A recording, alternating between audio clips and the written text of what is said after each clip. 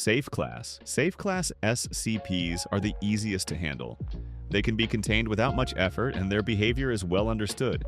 But safe doesn't always mean harmless. It just means predictable. One example is SCP-999, better known as the Tickle Monster. This bright orange slime loves to play and spread happiness. Anyone who touches it feels overwhelming joy, sometimes even laughing uncontrollably.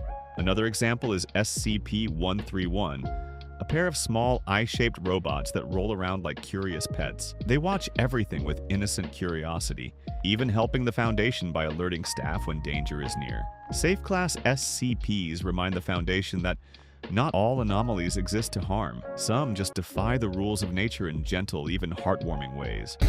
Euclid Class. Euclid SCPs are unpredictable. They might not mean harm, but their behavior can change suddenly. The Foundation must keep them under constant observation. SCP-173, known as the Sculpture, looks like a statue made of concrete and rebar, but the moment someone blinks or looks away, it moves at lightning speed, snapping necks before the victim even realizes. Then there's SCP-049, the Plague Doctor. He believes the entire world is infected with a disease he calls the Pestilence. When he touches someone, they die instantly. And then he tries to cure them, performing surgery that brings them back as mindless zombies. Euclid SCPs are dangerous not because of their strength, but because they're impossible to fully predict or understand. Keter Class. Keter SCPs are nightmares. They are hostile, destructive, and nearly impossible to contain. Even the smallest mistake can lead to disaster. SCP-682, the hard-to-destroy reptile, is one of the most infamous. It's intelligent, filled with hate for all life, and can survive almost anything. Acid, explosions, dismemberment, you name it. It adapts, evolves, and grows stronger every time it's attacked. Another is SCP-096, the Shy Guy. Normally calm and still, it becomes uncontrollably violent the moment someone sees its face. Even in a photograph or video, it will travel any distance to kill the person who saw it, no matter how far. Keter SCPs keep the Foundation awake at night because they represent the edge of control. One mistake, and the world burns. Thaumiel Class. Thaumiel SCPs are a paradox. Instead of being contained, they are used by the Foundation to contain others. These are anomalies so powerful that they become the Foundation's tools and weapons. Known as Deus Ex Machina, can recreate the entire human race after extinction. Hidden deep underground, it can rebuild cities, memories, and even history itself.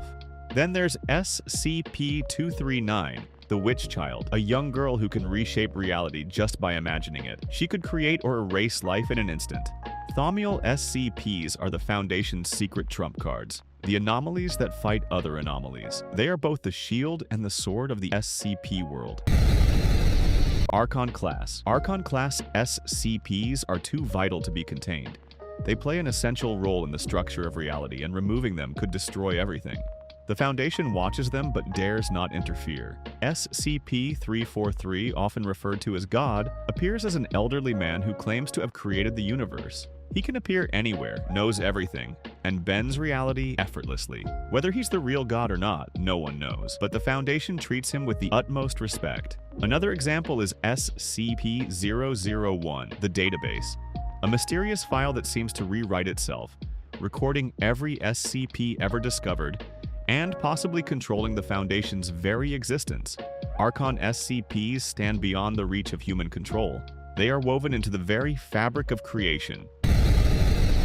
Apollyon Class. The Apollyon Class is where the world ends. These SCPs cannot be contained, cannot be stopped, and will inevitably destroy reality or rewrite it. The Foundation doesn't hope to capture them, only to delay the inevitable. SCP-3999, I am at the center of everything that happens to me, is one of the strangest. It bends time, story, and logic itself. Even the Foundation's records about it rewrite themselves as it evolves. Another is SCP-3812, a being that once was human but ascended beyond all layers of existence. With each step upward, it changes everything below it. Universes, timelines, even concepts. Every time it becomes aware of something, that thing changes to fit its new level of reality. To contain an Apollyon SCP is impossible. To understand one is madness. They are walking paradoxes that break the laws of the universe by merely existing. Esoteric Classes. Some SCPs do not fit any traditional category. They belong to the esoteric or decommissioned classes, reserved for anomalies too abstract or conceptual for normal classification. These include several SCP-001 proposals, which are some of the most powerful and mysterious files the Foundation has ever kept hidden. One such proposal is when day breaks. In this scenario, the sun's light mutates all life, turning humans into liquid, sentient flesh. Another is the Gate Guardian, a massive angelic being standing before a fiery gate, possibly the entrance to Eden. It wields a sword of light capable of annihilating anything.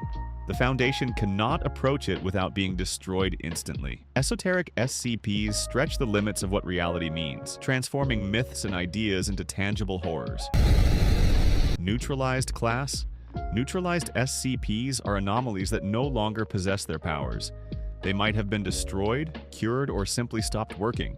Though they once posed great threats, they are now harmless. Still, the Foundation keeps records of them, both for research and for fear that they might reawaken. A neutralized SCP is a reminder that even the most terrifying things can end, but also that some anomalies never truly die.